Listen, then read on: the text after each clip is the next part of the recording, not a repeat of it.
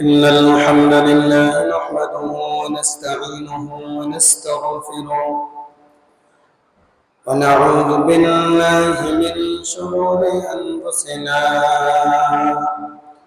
ومن سيئات أعمالنا من يهد الله فلا مضل له ومن يضلل فلا هادي له نشهد أن لا إله إلا الله وحده لا شريك له ونشهد أن سيدنا وسندنا وحبيبنا ومولانا محمدا عبده ورسوله أرسله بالحق بشيرا ونذيرا وداعيا إلى الله بإذنه وسراجا منيرا فقد قال الله تعالى في شان حبيبه مخبرا وآمرا أعوذ بالله من الشيطان الرجيم بسم الله الرحمن الرحيم إن الله وملائكته يصلون على النبي يا أيها الذين آمنوا صلوا عليه وسلموا تسليما صلى الله على سيدنا محمد وعليه وصحبه وسلم صلى الله على سيدنا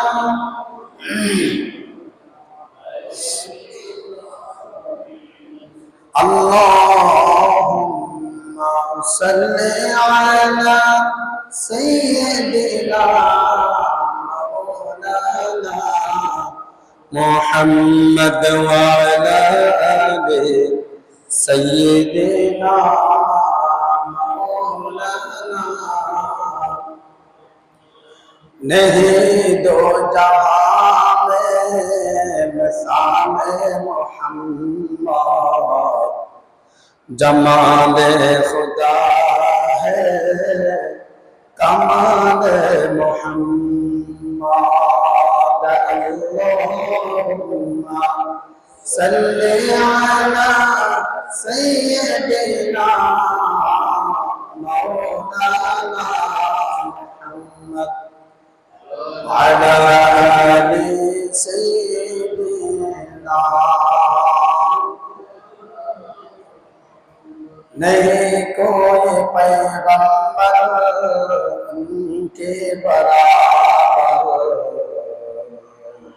जमाल खुदा है कमाल मोहम्मद अल्लाहुम्मा सल्ली अला सय्यदिना मौलाना मुहम्मद वअला आलि सय्यदिना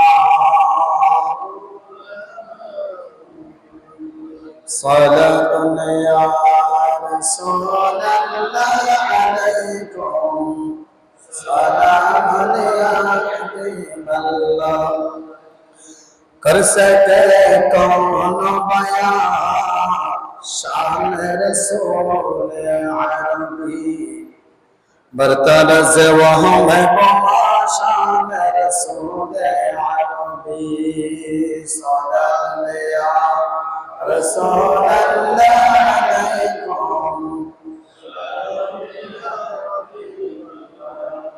नबियों में रहमत लक़ब पाने वाला, मुरादी गरीबों की बरलाने वाला, सनद में रसूल अल्लाह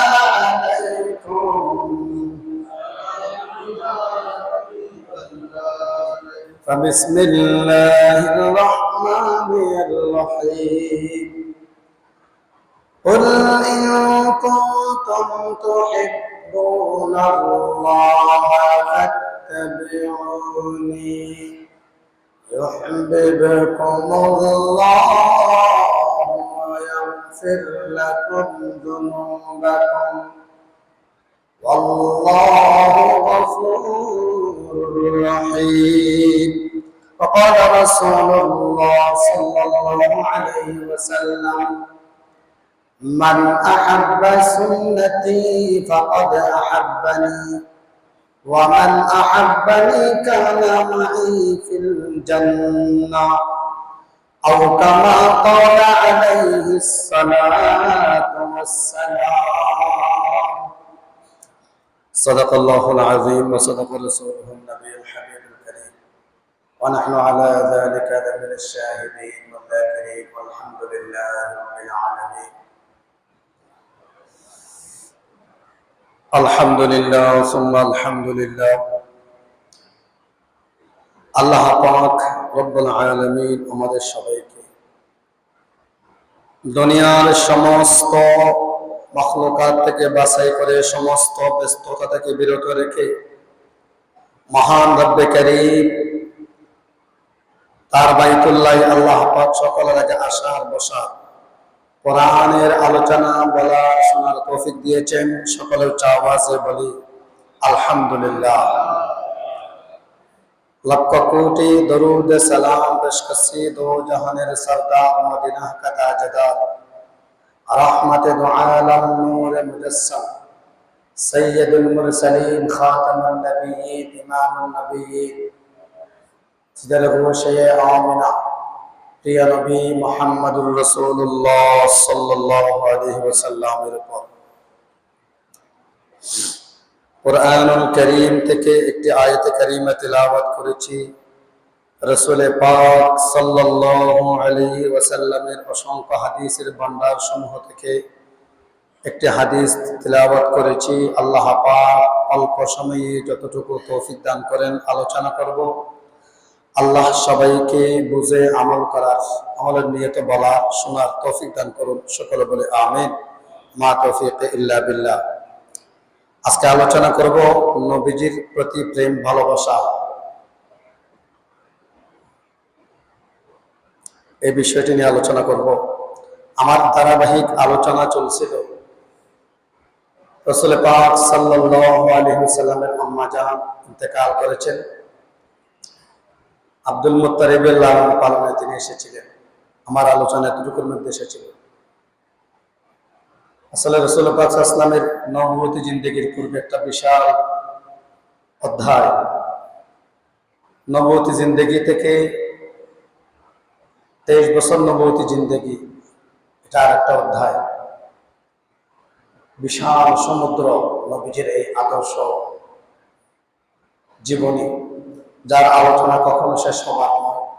আমার ধারাবাহিক আলোচনা ইনশাআল্লাহ চলবে। এটার জন্য নিয়েছি নবীজির প্রতি প্রেম ভালোবাসা। নবী পাক সাল্লাল্লাহু আলাইহি ওয়াসাল্লাম দুনিয়াতে আসার পর অনেক অলৌকিক ঘটনা সমূহ সংঘটিত হয়েছে, যা ঐতিহাসিকগণ তারা ইতিহাসের মধ্যে লিখেছেন। রাসূল পাক সাল্লাল্লাহু আলাইহি ওয়াসাল্লাম 12 বছর বয়সে চাচা আবু তালিবের সঙ্গে সিরিয়া তিনি সফর করেছিলেন।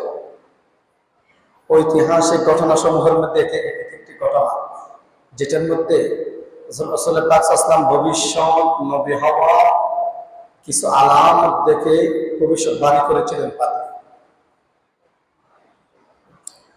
নবীজি যখন সিরিয়ার পথে রওনা হলেন চাচা আবু তালিবের সঙ্গে কাফেলা নিয়ে,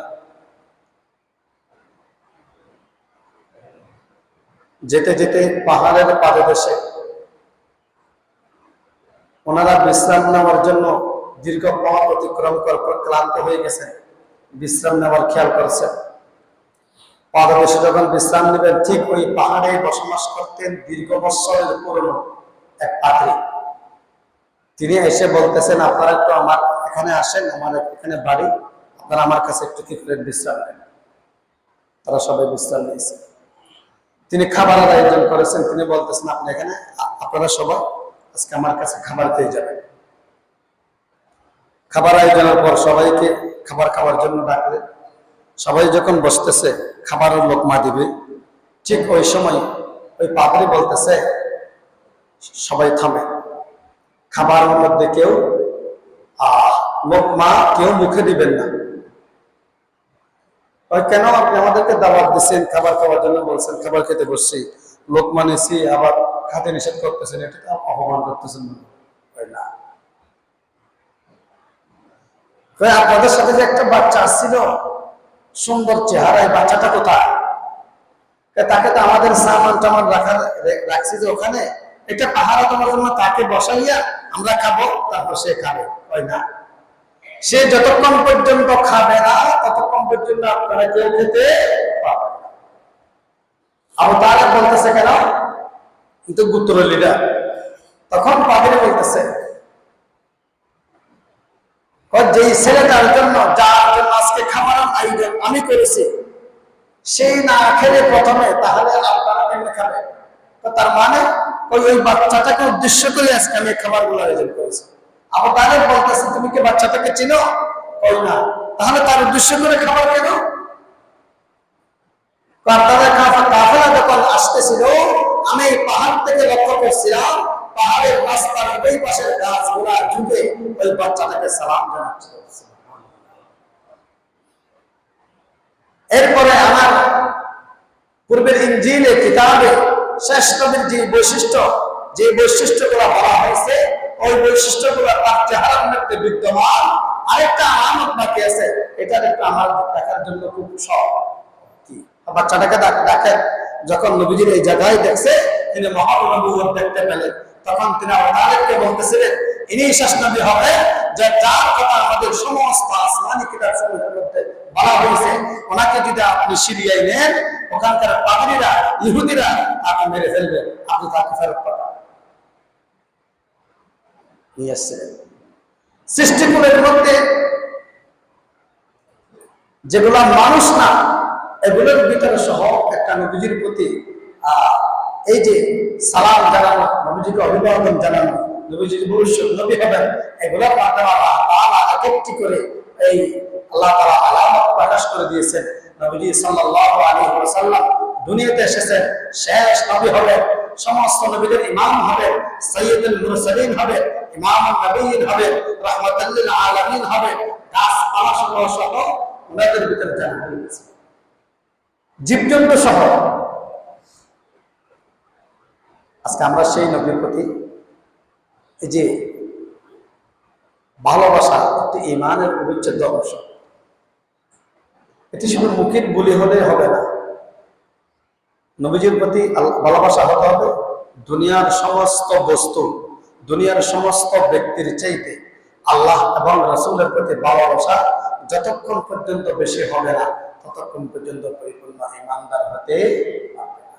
কোরআনের আয়াত সূরাতুত তাওবা আয়াত নম্বর 24 আল্লাহ পাক রব্বুল আলামিন ইরশাদ করেন, কুল ইন কানা আবাউকুম ওয়া আবনাউকুম ওয়া আযওয়াজুকুম ওয়া আশীরাতুকুম ওয়া আমওয়ালুন ইকতারাফতুমুহা ওয়া তিজারাতুন তাখশাউনা কাসাদাহা ওয়া মাসাকিন তারদাউনাহা আহাব্বা ইলাইকুম মিনাল্লাহি ওয়া রাসূলিহি ওয়া জিহাদিন ফী সাবিলিহি ফাতারাব্বাসু হাত্তা ইয়াতিয়াল্লাহু বিআমরিহি ওয়াল্লাহু লা ইয়াহদিল কওমাল ফাসিকিন।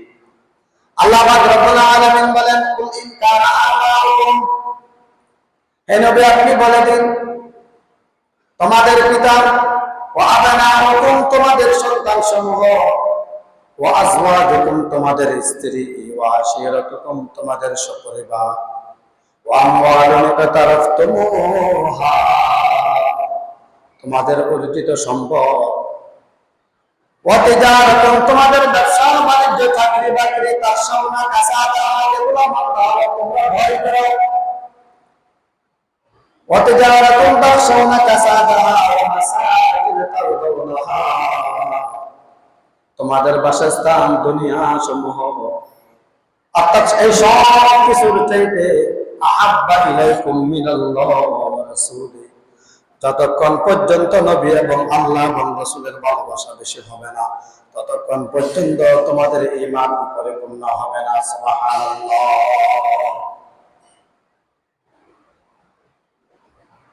ওয়া জিহাদিন ফি সাবিলি, এসবগুলো যা উল্লেখিত হয়েছে এবং জিহাদ এসবের চাইতে যদি তোমাদের আল্লাহ এবং রাসূলের প্রতি ভালোবাসা বেশি না হয় তোমরা অপেক্ষা করো হাত্তা ইয়াতি আমরুল্লাহ, আল্লাহ তাআলা নির্দেশ আসার আগ পর্যন্ত তোমরা অপেক্ষা করো। বুখারীর বর্ণনা কিতাবুল ঈমান 25 নং হাদিস, রাসূল পাক সাল্লাল্লাহু আলাইহি ওয়াসাল্লাম বলেন, লা ইউমিনু আহাদুকুম হাত্তা আকুনা হাব্বা ইলাইহি মিন ওয়ালিদিহি ওয়া ওয়ালাদিহি ওয়ান নাসি আজমাইন, তোমাদের কেউ পরিপূর্ণ ঈমানদার হতে পারবে না হাত্তা আকুনা হাব্বা ইলাইহি মিন ওয়ালিদিহি ওয়া ওয়ালাদিহি, মাতা পিতা সন্তান সন্ততি পরিবার পরিজন সব কিছুর চাইলে যতক্ষণ পর্যন্ত নবীর ভালোবাসা বেশি হবে না ততক্ষণ পর্যন্ত পরিপূর্ণ ঈমানদার হতে পারবে না। তা আমরা কোরআন এবং হাদিস শুনলাম, এবার আমরা জানবো সাহাবায়ে কেরাম নবীর প্রতি কেমন ছিলেন, তাদের প্রেমটা কেমন ছিল, আর আমাদের প্রেমটা কেমন। আমরা তো দাবি করা সহজ, আমি নবীকে ভালোবাসি, কিন্তু বাস্তবিক পক্ষে দুনিয়ার সবকিছুর চাইতে সমস্ত বস্তু এবং ব্যক্তির চাইতে নবীকে ভালোবাসার প্রমাণ দেওয়া এটা এত সহজ না। সাহাবায়ে কেরাম কেমন ছিলেন নবীজির প্রতি। হুদায়বিয়ার সন্ধি, ঐতিহাসিক সন্ধি, আমরা সবাই জানি ইতিহাসের মধ্যে আছে হুদায়বিয়ার সন্ধি। হুদায়বিয়ার যখন সন্ধি হয় নবীজি সাল্লাল্লাহু আলাইহি ওয়াসাল্লাম সাহাবায়ে কেরামদের নিয়ে তিনি বায়াত গ্রহণ করতেছিলেন। হুদায়বিয়ার সন্ধিতে যেই জায়গায় তিনি বসে সাহাবায়ে কেরামদের সন্ধি বায়াত নিচ্ছিলেন, সাহাবায়ে কেরামদের সাথে কথা বলছিলেন, ওই জিনিসটা অবজার্ভ করার জন্য উবাই ইবনে মাসউদ সাকাফি কুরাইশদের একদল প্রতিনিধি তারা নবীজিকে অবজারভেশন করার জন্য পাঠাইছে। ওদের হালতটা কেমন একটু দেখে আসেন। কুরাইশ অর্থাৎ কাফেরদের প্রতিনিধি দেখার জন্য আসছে। উকবা না উরওয়া ইবনে মাসউদ সাকাফি, উরওয়া ইবনে মাসউদ সাকাফি তার নেতৃত্বে তারা অবজারভেশন করে মক্কায় চলে গেছে। কুরাইশদের কাছে গিয়ে তার একটা ঐতিহাসিক ভাষণ দিয়েছেন যেটা ইতিহাসের সন্ন্যাস করে লেখা আছে। উরওয়া ইবনে সাকাফি বলেন, ওহে মক্কার কুরাইশগণ, আমার জিন্দেগিতে আমি অনেক রাজা বাদশাদের দরবার দেখেছি। আমি দেখেছি পারস্য সম্রাটের দরবার, আমি দেখেছি সিরিয়া এবং বড় বড় রাজদরবার দেখেছি, বড় বড় রাজদরবারের অবস্থা দেখলাম, কিন্তু মুহাম্মাদের দরবারের মতো আমি কোন দরবার দেখি না। সুবহানাল্লাহ। এটা কাফের বলতেছে, যার কাছে কি নাই ঈমান নাই সে বলতেছে। মক্কার কুরাইশগণ বলতেছে তুমি কি দেখেছো যেটা দুনিয়ার কোন রাজদরবারে তুমি দেখো নাই। পারস্য সম্রাট, সিরিয়ার সম্রাট, বড় বড় রাজা বাদশাদের দরবারে তুমি যেটা দেখো না, তুমি এমন কি দেখেছো? তখন উরওয়া ইবনে সাকাফি বলতেছে, মুহাম্মাদের দরবারের মধ্যে আমি দেখেছি তার অনুসারী যারা আছে মুহাম্মদ যখন তুতো ফেলে ওই তুতোগুলা তার সাহাবায়ে কেরাম তারা মুখের মধ্যে নিয়ে মাখে, শরীরের মধ্যে নিয়ে মাখে। সুবহানাল্লাহ। দুনিয়ার মধ্যে এমন রাজা বাদশা আমি কোথাও দেখি না। শুধু তাই নয়, উনি যখন উযু করেন, অজুর পানিগুলো নেওয়ার জন্য একজন মানুষ সম্ভব অর্জন করার জন্য দামি জিনিস দুনিয়ার মধ্যে অর্জন করার জন্য যেভাবে একে অপরের সাথে প্রতিযোগিতা করে, তারা প্রতিযোগিতা শুরু করে দেয়। অজুর পানিগুলো মাটির মধ্যে পড়তে দেয় না। এক ফোঁটা পানি হলো যদি কেউ নিতে পারে, তারা মনে করে ফোঁটা পানিটা তার জন্য জীবন দণ্ড হয়ে যায়। সুবহানাল্লাহ। এটাকে বলে ভালোবাসা।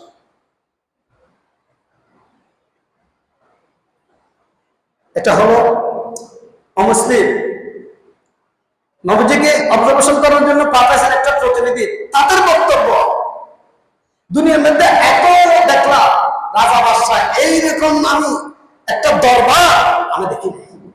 শুধু তাই নয়, মক্কার কুরাইশগণ আরো দেখেছি, তিনি যখন কোন বিষয়ে নির্দেশ প্রদান করেন, কোন বিষয়ে কথা বলেন, ওই কথাগুলোর নির্দেশটা সাহাবায়ে কেরামগুলো পালন করার জন্য পাগল করা হয়ে যায়। সুবহানাল্লাহ। সঙ্গে সঙ্গে তারা বাস্তবায়ন করে। এটা হলো নবী প্রেম। তখন কতগুলো সিঙ্গা লাগে, একটু সিঙ্গা নবীজি একবার সিঙ্গা লাগাইছে।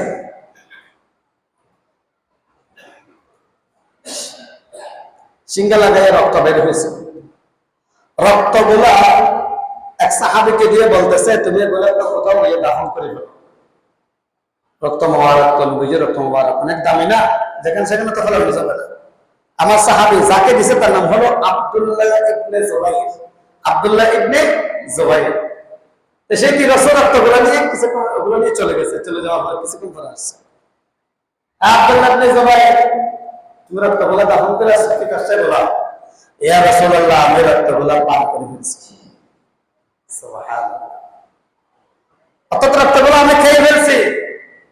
রাসূল বলেন, যেই শরীরের মধ্যে আমি নবীর রক্ত প্রবেশ করেছে, ওই শরীরটা জাহান্নামের আগুন হারাম হয়ে গেছে। সুবহানাল্লাহ।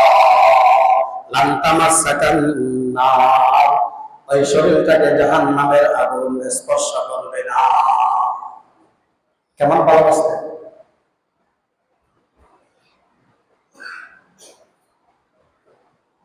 রাসূল পাক সাল্লাল্লাহু আলাইহি ওয়াসাল্লাম ঐতিহাসিক উহুদের যুদ্ধটা অত্যন্ত প্রসিদ্ধ আমাদের কাছে, আমরা সবাই নাম জানি উহুদের যুদ্ধ। যে যুদ্ধে দান্দার মোবারক শহীদ হয়েছেন। নবীজির একটা নির্দেশ তারা সাহাবায়ে কেরামরা তারা পালনে ব্যর্থ হয়ে একটা ডিসিপ্লিন বেষ্টন হওয়ার কারণে বিপর্যয় ঘটেছে। ওইটা এই উহুদের যুদ্ধে সাহাবায়ে কেরামরা ছত্রভঙ্গ হয়ে গেছে। নবীজি আহত হয়েছিলেন এই যুদ্ধের মধ্যে। তো এই যুদ্ধের মধ্যে যখন বিপর্যয়, সাহাবায়ে কেরামরা ছত্রভঙ্গ হয়ে গেছে, অনেক সমস্যা হয়েছে। তার মধ্যে নবীজির উপরে যখন এদিকে লোহার কড়া ঢুকে গেছে, দুটা কপাল মোবারক, দন্দর মোবারক শহীদ হয়েছে। ইবলিস আর বসে থাকে নাই। ইবলিস আবার কথা শুরু করছে, কুতিলা মুহাম্মদ, কুতিলা মুহাম্মদ, নাউযুবিল্লাহ। মুহাম্মদ কে হয়ে গেছে? মারা গেছে, নিহত হয়েছে। ইবলিস এটা বাজারে বাজারে প্রচার করতেছে। বাজারে বাজারে প্রচার করতে করতে উহুদের ময়দান থেকে এই নিউজটা চলে গেছে মদিনায়। মদিনায় নিউজটা যাওয়ার পর মদিনার মহিলারা পাগল করা হয়ে গেছে। তারা তো জীবন দিয়ে নবীজিকে ভালোবাসে। ওই মদিনার মহিলারা বাড়ি থেকে বের হয়ে গেছে। কারো স্বামী যুদ্ধের মধ্যে গেছে, কারো স্ত্রী, কারো সন্তান যুদ্ধের ময়দানে গেছে, কারো ভাই গেছে। মদিনার মহিলারা বাড়ি থেকে বের হয়ে গেছে, যুদ্ধের ময়দানের দিকে, উহুদের ময়দানের দিকে রওনা হয়ে গেছে। পথের মধ্যে থেকে কোন মানুষ যদি সাক্ষাৎ পায়, জিজ্ঞাসা করে আমার নবী কেমন আছে? তারা জিজ্ঞেস করে না আমার স্বামী কেমন আছে, তারা জিজ্ঞেস করে না আমার সন্তানরা কেমন আছে, যুদ্ধের মধ্যে গেছে। তাদের মুখে ছিল আমার নবী কেমন আছে জানাও। যখন বলা হয় তোমার স্বামী শহীদ হয়েছে, তখন তিনি বলে ইন্না লিল্লাহি ওয়া ইন্না ইলাইহি রাজিউন। এবার বলো আমার নবী কেমন আছে। অর্থাৎ তাদের কাছে স্বামীর কেমন আছে এটা মুখ্য বিষয় নয়, তাদের কাছে মুখ্য বিষয় হলো আমার নবী কেমন আছে। আরেকটা প্রশ্ন হয়, আরেকজন জিজ্ঞাসা জিজ্ঞাসা করে, ভাই আমার নবী কেমন আছে আমার একটু জানাও। তখন তারা বলে, তোমার সন্তানটা শহীদ হয়ে গেছে। তখন তিনি বলে, ইন্না লিল্লাহি ওয়া ইন্না ইলাইহি রাজিউন, আমাকে একটু জানাও আমার নবীজি কেমন আছে। অর্থাৎ স্বামী হারা হয়ে গেছে, সন্তান হারা হয়ে গেছে, ভাই চলে গেছে, আত্মীয় চলে গেছে, তাদের কোনো ব্যথা নাই, শুধু জানতে ইচ্ছা করে মনের মধ্যে যারা আমার নবীজি কেমন আছে জানাও। যখন তারা যেতে যেতে যেতে উহুদের ময়দান পর্যন্ত কাছাকাছি চলে গেছে, শুধু সকলের কাছে জানতে চাই আমার নবীজি কেমন আছে জানাও। দুনিয়ার থেকে সন্তান চলে যায়, স্বামী চলে যায়, কত রক্ত সম্পর্ক আত্মীয় চলে যায়, তাদের কোনো ব্যথা নাই। তারা মনে মনে ভাবে এসব কিছুর বিনিময়ে হলে যদি আমার নবীজি দুনিয়ার মধ্যে বেঁচে থেকে সুস্থ থাকে, তাহলে আমার জন্য তো দুনিয়া এবং আখিরাত সফলতা। সুবহানাল্লাহ। ওয়া নবিয়্যু রাহমাত লাকাবে পানে ওয়ালা মুরাদে গরিব কে বরলা ওয়ালা। ওই মহিলা যখন উহুদের ময়দানের কাছাকাছি চলে গেছে, যখন তাকে ইশারা করে দেখানো হলো ওই যে নবীজি বসে আছেন, নবীজি সুস্থ আছেন, তখন ওই মহিলাটা বলেছিল, কুল্লু মাসিবাতিন বা'দাকা জালালু। নবীজিকে দেখিয়া বলছিল, সমস্ত মুসিবতের পরে আপনার স্বামী চলে গেছে, সন্তান চলে গেছে, সবাই নির্মমভাবে শহীদ হয়ে গেছে। 70 জন সাহাবী উহুদের ময়দানে তারা শহীদ হয়েছে। এর বিনিময় হলো আমার নবীজি এখনো দুনিয়ার মধ্যে আছে, সুস্থ আছে। তখন সমস্ত ব্যথা মুহূর্তের মধ্যে ভুলে যায়। সুবহানাল্লাহ। এটাকেই বলে দুনিয়ার সমস্ত ব্যক্তি বস্তুর চাইতে নবীর প্রতি ভালোবাসা সবচেয়ে বেশি দৃষ্টান্ত স্থাপন করলেন সাহাবায়ে কেরাম।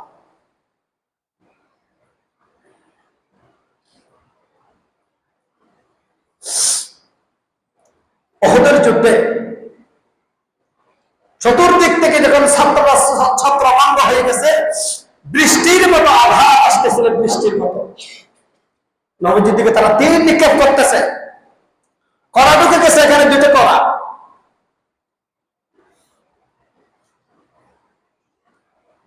আবু বকর সিদ্দিক রাদিয়াল্লাহু তাআলা আনহু নবীজির কাছে আসলেন।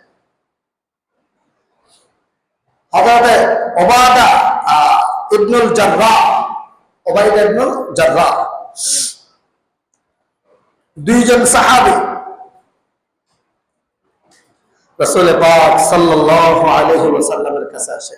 নবীজিকে বলতেছে, ইয়া রাসূলুল্লাহ, আবু উবাইদা ইবনুল জাররাহ এবং আবু বকর।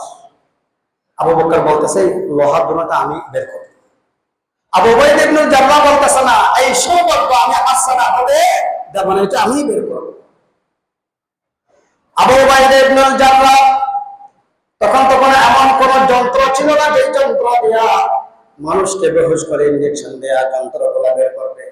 একজন মানুষ যখন অ্যাক্সিডেন্ট হয়, রড ঢুকে যায়, কত কিছু গ্লাস ঢুকে যায় শরীরের মধ্যে, মেডিকেলের মধ্যে এমার্জেন্সি বিভাগে ঢুকে তাকে চিকিৎসা করা হয়। রাসূল পাক সাল্লাল্লাহু আলাইহি ওয়াসাল্লামের কাছে এসেছেন আবু উবাইদা ইবনুল জাররাহ রাদিয়াল্লাহু তাআলা, এবং এসেছেন সিদ্দিক আকবর রাদিয়াল্লাহু তাআলা। আবু উবাইদা ইবনুল জাররাহ নিজের দাঁত দিয়ে ওই কণার মধ্যে তিনি মুখ লাগাইলেন, একটা টান দিয়ে একটা কণা বের করে ফেললেন। সঙ্গে সঙ্গে আবু উবাইদা ইবনুল জাররাহর দাঁত বেরিয়ে গেছে, ছিটকা দিয়ে রক্ত বের হয়েছে। আবু উবাইদা ইবনুল জাররাহর দাঁত পড়ে গেছে, তার কোনো অনুভূতি নাই।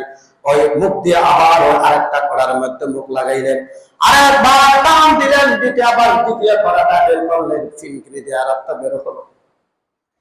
রাসূল পাক সাল্লাল্লাহু আলাইহি ওয়াসাল্লামের এই রক্ত দেখিয়া আরেকজন সাহাবী মালিক বিন সিনান রাদিয়াল্লাহু তাআলা তিনি অগ্রসর হইয়া নবীজির কপাল মোবারক থেকে সমস্ত রক্ত চেটে চেটে খাইয়া ওই রক্তটা খাইয়া কপাল মোবারক পরিষ্কার করে দিয়েছে। তখন নবীজি বলেছিলেন, আমার রক্ত মোবারক যার শরীরের মধ্যে প্রবেশ করেছে ওই শরীরটার জন্য আল্লাহর জাহান্নামের আগুন হারাম। সুবহানাল্লাহ। এটাকে বলা ভালোবাসা। চতুর্দিক থেকে যখন বৃষ্টির মতো আঘাত আসতেছিল, একজন সাহাবী একজন সাহাবী নবীজিকে ধানের মতো, এই যে নবীজি এভাবে যখন দাঁড়িয়েছিলেন, একজন সাহাবী নবীকে পিছ দিয়ে দাঁড়ায় নাই, নবীজির সম্মুখ পানে দাঁড়িয়েছেন, পিঠটা অপর দিকে করে দিয়েছিল, সোজা হয়ে নবীজির দিকে এইভাবে নবীজিকে কি করেছেন, ঢাল হয়ে দাঁড়িয়েছিলেন। ওই সাহাবীটার নাম ছিল আবু দুজানা রাদিয়াল্লাহু তাআলা আনহু। কিতাবের মধ্যে লেখে বৃষ্টির মতো যখন আঘাত আসতেছিল, আবু দুজানা রাদিয়াল্লাহু তাআলা আনহুর পিঠের মধ্যে 70 থেকে 80টা পর্যন্ত তীর তার পিঠ থেকে বের করা হয়েছে। এটাকে বলা হয় নবী প্রেম। कर सके कौन बया शान रसूल अरबी बरतरज बहम बमा शान रसूल अरबी। নবীর জন্য দুনিয়ার ব্যক্তি বস্তুর চাইতে ভালোবাসা বেশি, এটা দৃষ্টান্ত স্থাপন করেন সাহাবায়ে কেরাম। সাহাবায়ে কেরামদের মতো ভালোবাসা পৃথিবীতে কেউ করতে পারে করে নাই, করতে পারবেও না। আসহাবে কান নুজুম,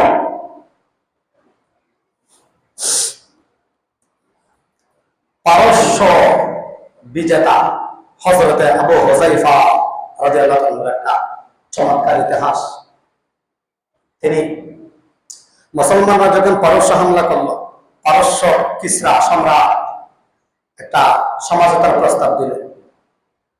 সমঝোতার জন্য একটা প্রতিনিধি দল দেয় মুসলমানদের পক্ষ থেকে। প্রতিনিধি দলের লিডার ছিলেন আবু হুযায়ফা রাদিয়াল্লাহু তাআলা।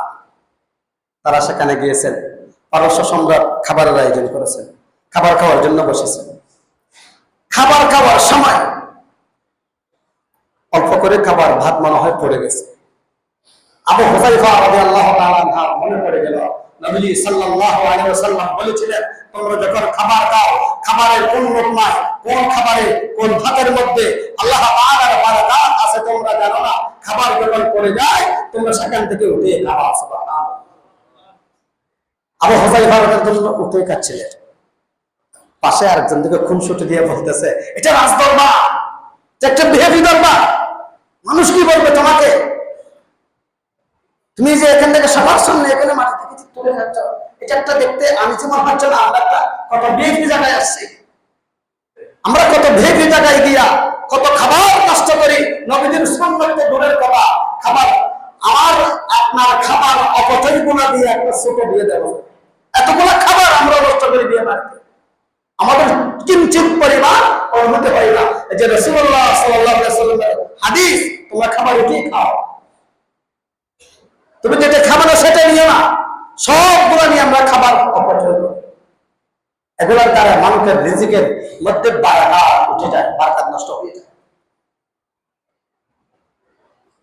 তখন হযরত আবু হুযায়ফা রাদিয়াল্লাহু আনহু বলেছিলেন যে কথাটা ইতিহাসের মধ্যে সম্মান করে রাখা, আতাতরুকু সুন্নাতু হাবিবি সাল্লাল্লাহু আলাইহি ওয়াসাল্লাম লিহাউলাইল মাকাম।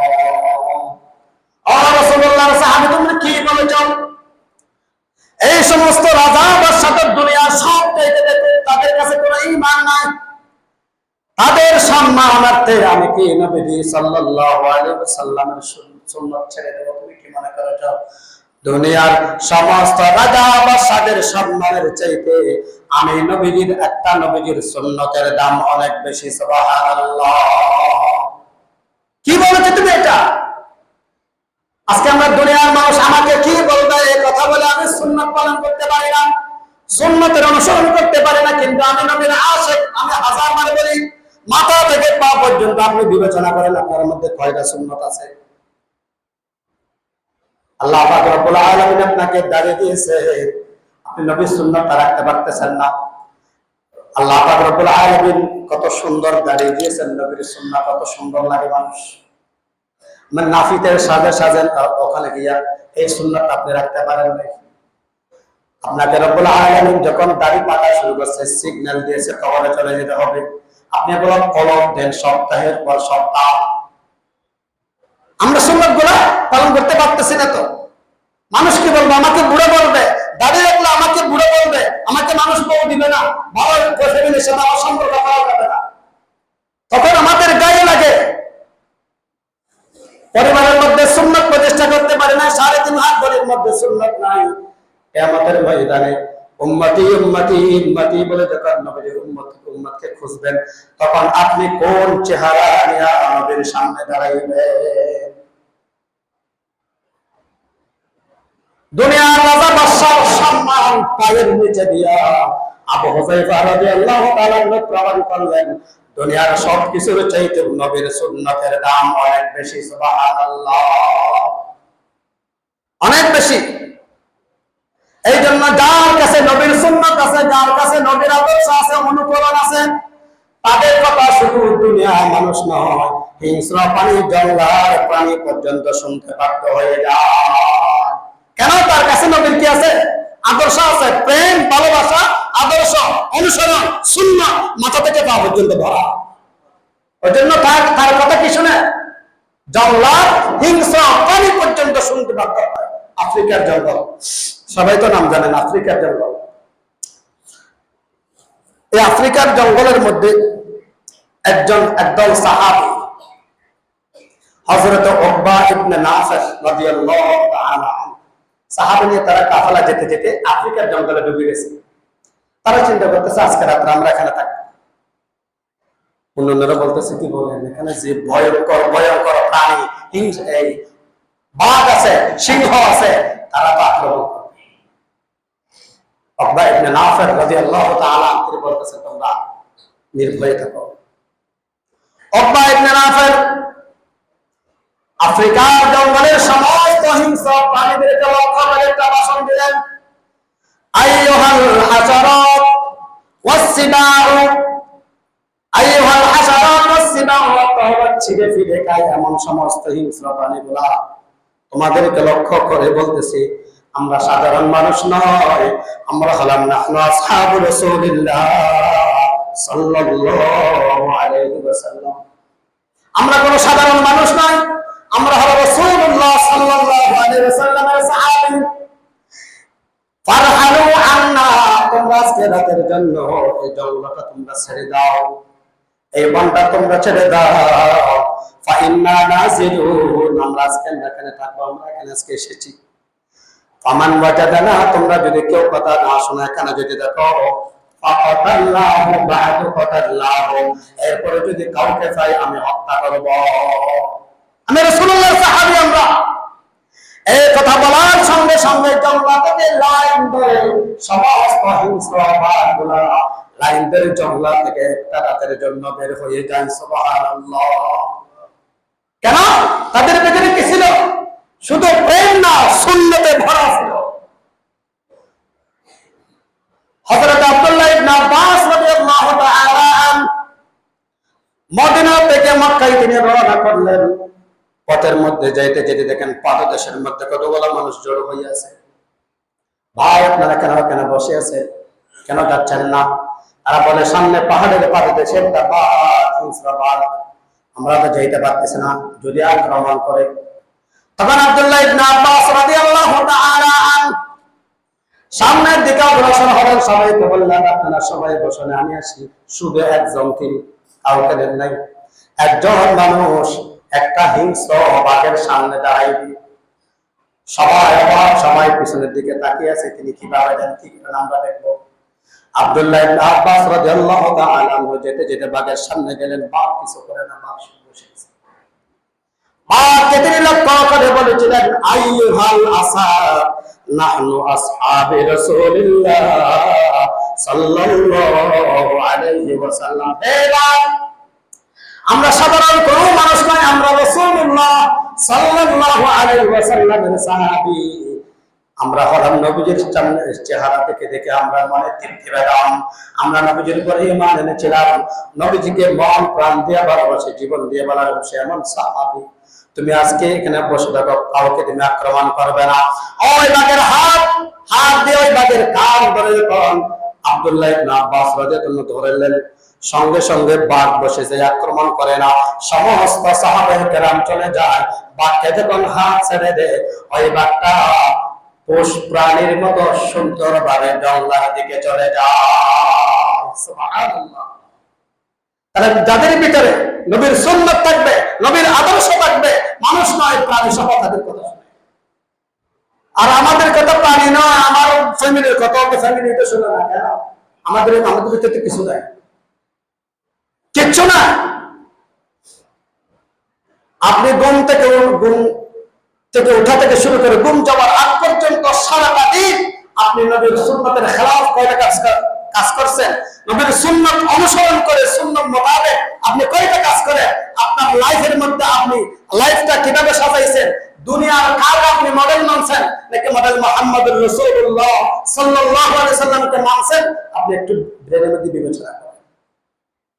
রবিউল আউয়াল মাস যাই আসে, মানে রবিউল আউয়াল মাস আমার আপনার লাইফে কতটা গেছে আর কতটা আসবে আপনি জানেন না, কিন্তু আপনার জীবনটা তো এখনো দুনিয়ার রঙ্গলি নাই, আপনি অনুসরণে ব্যস্ত মুহাম্মদুর রাসূলুল্লাহ সাল্লাল্লাহু আলাইহি ওয়াসাল্লামের সুন্নতের মালা আপনি ধরতে পারবেন। এজন্য যতদিন পর্যন্ত নবীর সুন্নাত ছেড়ে দেব, দুনিয়াতে আমি আপনি কখনো সফল কাম পাবো না, শান্তি পাবো না। দুনিয়ার কোথাও বলেন আপনি চাকরি বাকরি ব্যবসা গণতন্ত্র রাজনীতি এগুলোর মধ্যে শান্তি নাই। একমাত্র আল্লাহ পাক শান্তি রাখছেন নবীর আদর্শ মুহাম্মদুর রাসূলুল্লাহ সাল্লাল্লাহু আলাইহি ওয়াসাল্লামের আদর্শ। আল্লাহ পাক আমাদের সবাইকে নবীজির সুন্নাত মোতাবেক আমাদের ব্যক্তি জীবন